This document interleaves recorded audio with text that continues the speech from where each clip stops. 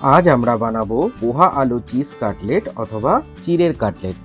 দুটো কাটলেট আমরা এখানে ভেতরে চিজের পুর দিয়ে বানাবো আর বাকি দুটো চিজ ছাড়া বানাবো। এই রেসিপিটা এন্ড টু এন্ড ফলো করুন আর ঘরে বসেই বানিয়ে নিন সন্ধ্যাবেলার জলখাবার। এটা বাইরে থেকে যতটাই ক্রিস্পি ভেতর থেকে ততটাই নরম। চলুন তবে শুরু করা যাক। সবার প্রথমে 100 গ্রাম চিড়েকে, যেটা আমরা 5 থেকে 10 মিনিট গরম জলে ভিজিয়ে রেখেছিলাম, একটা বাটির মধ্যে নিয়ে নেব।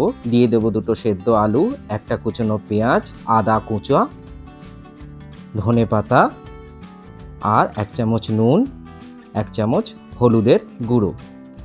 এবার সবটাকে ভালো করে মেখে নেব। মাখা হয়ে গেলে আমরা এর মধ্যে 3 থেকে 4 চামচ চালের গুঁড়ো মিশিয়ে দেব। আবার সবটাকে ভালো করে মেখে নেব।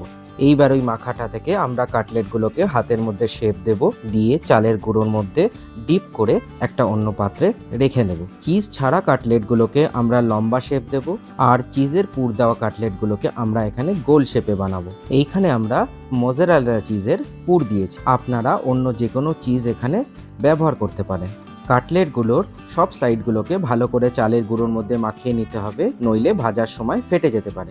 এইবার একটা কড়াইয়ের মধ্যে যে কোনো কুকিং অয়েলকে ভালো করে গরম করে আমরা কাটলেটগুলোকে ডিপ ফ্রাই করে নেব। আমরা এখানে রিফাইন তেল ব্যবহার করেছি। কাটলেটগুলোর কালার যখন ভাজার পর ডিপ ব্রাউন হয়ে যাবে, তখন খুব সাবধানে তুলে আমরা এগুলোকে সার্ভিং প্লেটে রাখবো। আপনারা দেখতে পাচ্ছেন কত সুন্দর আমাদের এখানে পোহা কাটলেট তৈরি হয়েছে। আমাদের এই রেসিপিটা যদি আপনাদের ভালো লাগে, তাহলে আমাদের চ্যানেলটাকে সাবস্ক্রাইব আর ফলো করুন।